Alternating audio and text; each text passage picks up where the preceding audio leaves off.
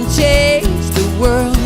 One life, one heart, one soul, one mind at a time. From Heifer International, Pierre Ferrari. Pierre, welcome back. Thank you very much, Stan. Happy to be back. Yeah, I say welcome back because we got together a year ago at CGI 2012.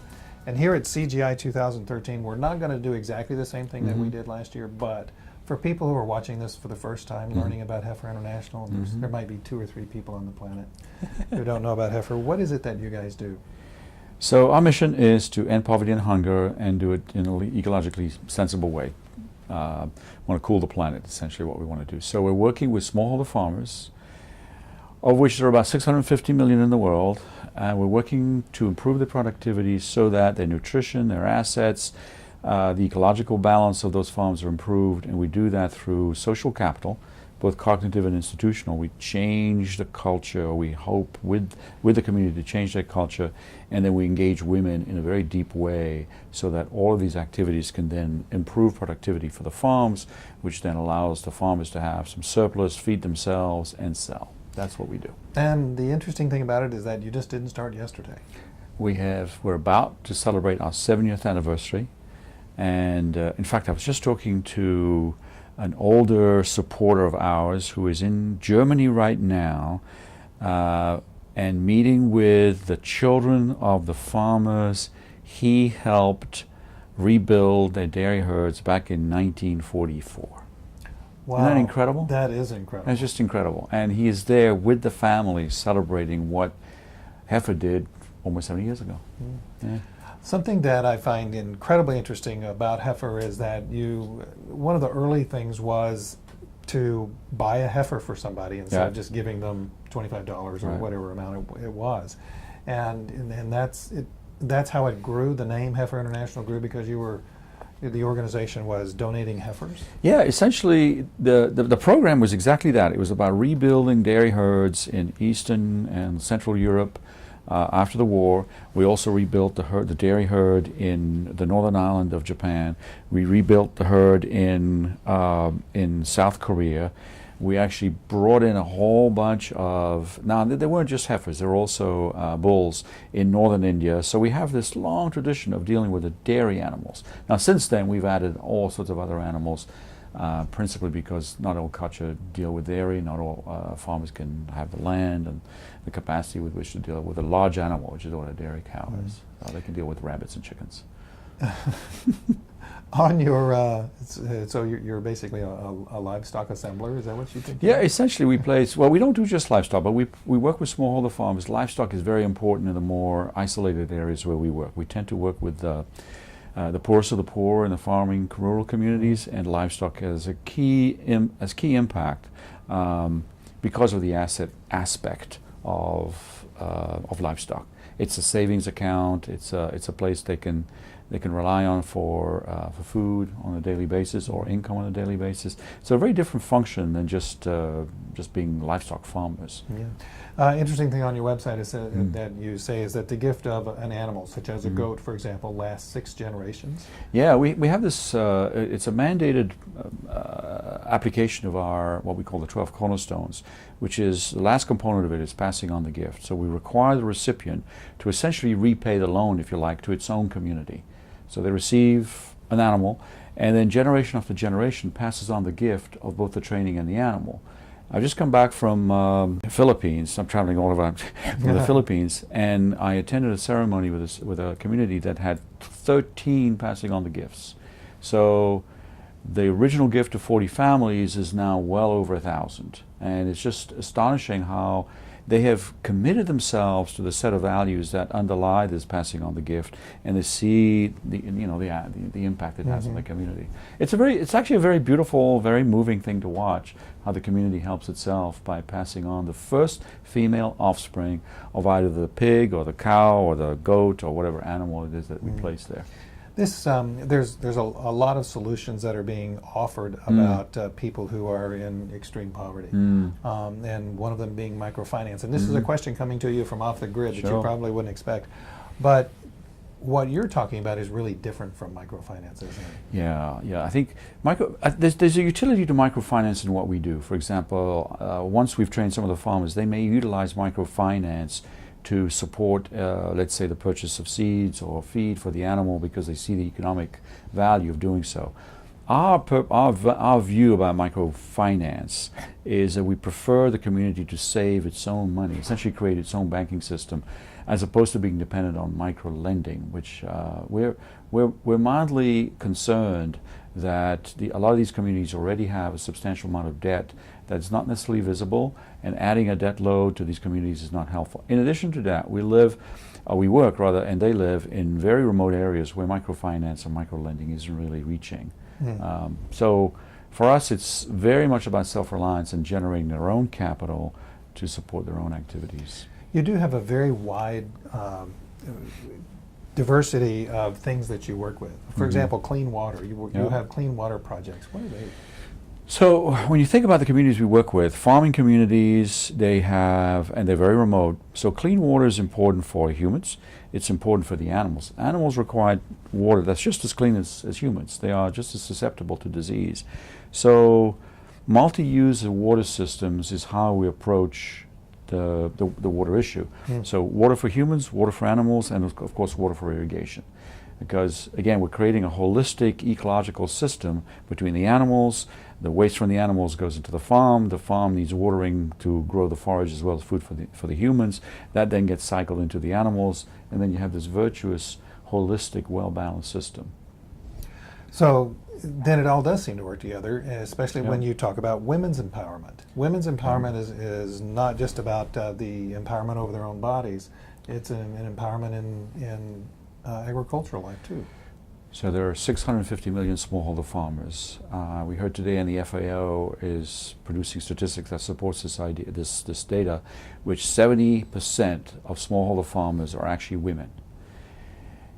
The empowerment of women and creating a situation and conditions where they have access and control over the surplus that's created in those farms as they work them with increased productivity is key to development, because those surpluses will more likely end up in benefiting the family, nutrition, schooling, everything else, if the woman has control over the incremental and new resources.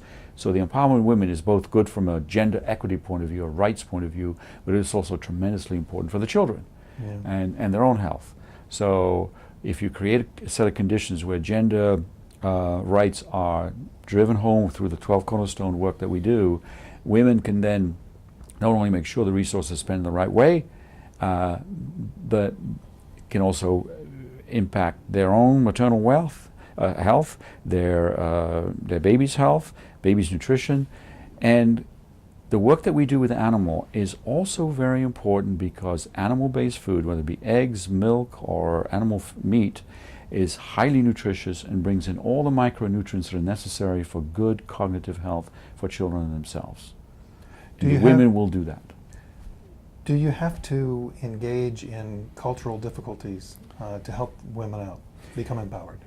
Well, there's clearly, when you, for example, the caste system in India and Nepal, we tackle that in a very skillful way. We bring up the issue. We never exclude any caste from the meetings. We generally start perhaps with a self-help group that's one caste, and then we have a discussion through this 12 cornerstone training, these values-based training that we do, to think about what their role is within their village, and then have a discussion about, well, should this particular caste exclude that particular caste when in fact the village is suffering? Isn't there an approach that could include everyone there? And we've had incredible success bringing Brahmins together with untouchables, whereas before they wouldn't even touch the same water that had been touched by an untouchable. Now these Brahmins will actually sit down and have a meal with the untouchables.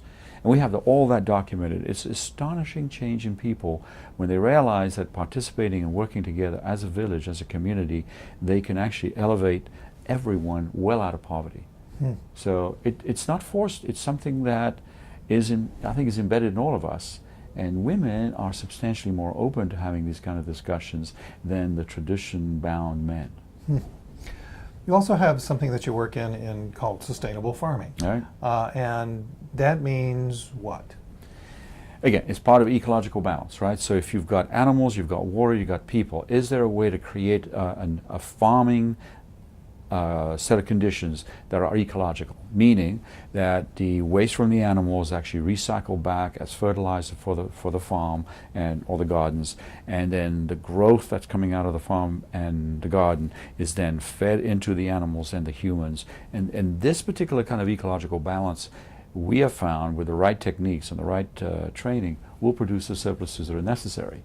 The magic of of plant growth, as well as the magic of reproduction by the animals, leads to this incredible virtuous cycle. Okay, so in a way it's solar powered, right? The sun essentially provides all of the energy for the plants to grow, which is then used by animals and humans. So we have this very productive, fertile system that allows for these communities and these families to emerge out of poverty. As we talk about sustainable farming, one of the issues that's coming up around the world has been GMOs, or genetically modified seeds and genetically modified foods. Europe, for example, has said no, we're not having it. The United States has not done that yet. Is GMO, is that a part of sustainable farming for Heifer International? Okay, so the policy is really simple. Will it benefit the farmer? The isolated farmer, the marginal communities that we work with. And one of the major objections, I think, to GMO is how companies like Syngenta and Monsanto have actually managed and controlled the marketing of the GMO seeds. Many of those kind of controls make sense from their point of view because they did all the R&D work, etc., all the rationale behind that. From our point of view, it may not make sense for the farmers. Now, on the other hand, if the productivity of these seeds is very substantially better, and I personally have not seen data to show that it's that dramatic, then why not?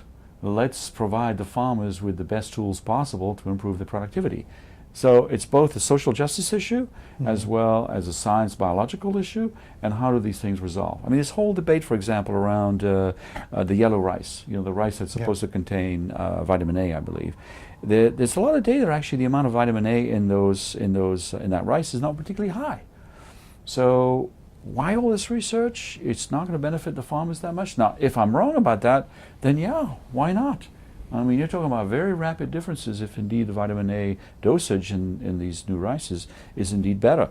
One of the issues, for example, with this vitamin A rice is that the kind of rice that's actually being modified to carry the carotene is not the kind of rice the communities eat. That's an issue. Yeah, yes, it is. It's the sticky Japanese type rice as opposed to the long grain rice that the Indians and the Filipinos and the Indonesians like. So how okay, so we got to work all that out. So the science over here pushing really hard, and then there's cultural norms, and then there's economics and social justice issues. It's complicated, but are we de facto against them? No. I really like your blog and read it a lot, and something very, very recent that just came out was something that surprised me, though, coming from Heifer International, and it was your acknowledgement and congratulations to ECPAT for the prize at the Hilton Humanitarian Award. And they're an organization dealing with human trafficking. Is that something that you deal with? Well, we deal with it in two ways. First of all, we're a Hilton laureate ourselves, so it's welcoming them to the family, right? And we're trying to do a lot of collaborative work across all the Hilton laureates. So that was one reason. But the principal reason is that we see a substantial diminution in trafficking when the communities are transcending poverty. Because one of the reasons you have all this dynamic that essentially sells young girls is there's such poverty in these communities, they believe they can't afford to have the girls around. It's an easier solution to basically to have a 12-year-old or 11-year-old essentially sold into slavery and from Nepal, say, to India or whatever.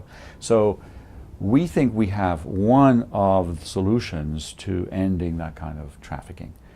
If there's good economic background and a solid family structure based on good livelihood, you will not have anywhere near as much trafficking. I think trafficking is driven primarily by poverty. So in sum, let me see, you work with animals, getting animals around the world. You work in clean water. You work in women's empowerment, you work in sustainable farming, and now you're talking about the impact that you have on human trafficking. Wow, is there anything that you don't do? Well, we call it values-based holistic community development. So, I think to find this segregation that's happened in the development field of taking, okay, I'm going to deal with water, or I'm going to deal only with health, or only deal with hygiene. I don't think it's been healthy for the system. That's not the way communities work. So, and so one of the ways to deal with it is to try and be completely surround a problem. We have an advantage. We work with farmers only. We don't work in urban areas and all sorts of different places. So we work with smallholder farmers, which allows us to be holistic and work with the community on all of the issues that they face. And they set their own priorities. I just came back from Nepal a few months ago, and we're working with a community where we started with goats, and they graduate themselves to water buffaloes. Their intention was to improve their housing. That's what the women wanted. This particular group of women said, we are embarrassed, ashamed of the women, of the houses in which we live. And the first thing we're going to do with the income we're going to generate is build new homes. Okay, and so that's what they did. And now half the homes, this is a year later, or a year and a half later, half the homes now have been converted to 4-room, 2-story homes. And the way they did it was they decided as a group, okay, who's going to get the first home? We're going to pull all of the surplus income that we're generating, and we're going to buy the materials. They call back their men who are working in Saudi Arabia and all sorts of different places, that you're going to build these homes for us. And so it's elevated the whole belief and status and self-esteem this particular village has.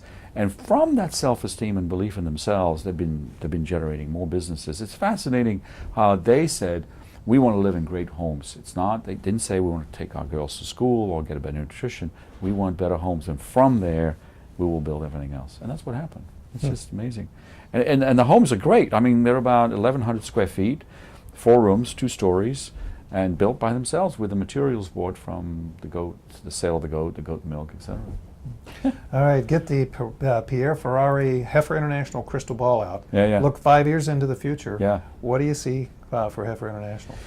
So we're on a path. We have actually written down what is going to happen in 2020. Right now we're working with about 3 million people on an annual basis. We think we can get that up to 30 million. Whoa. And the reason we can do that is that we are blessed by the support of some 500,000 American donors who give us something every year as an alternative gift to another tie or another whatever, a book. And that gives us a fairly substantial amount of what we call unrestricted funds to do the work that we do, and we can now leverage it dramatically with a whole bunch of partners, including government. We've been on this path now for about 1.5 years, and we're having a lot of success leveraging these funds American donors are doing, so that when somebody buys a goat or a cow, that amount of money can now be multiplied 3 or 4 times. That's what we've done. And our pilots in the Philippines, in Vietnam, in Kenya, in Nepal, in Guatemala, in fact even the United States, we're leveraging our funds with a program that we have in Arkansas with the USDA. So we're multiplying everything now by at least 2 to 1. I think we can get to 5 to 1. And that's how we're going to get there. Pierre, thank you very much for being with us. Thank you. Rainmaker believes we can change the world. One life, one heart,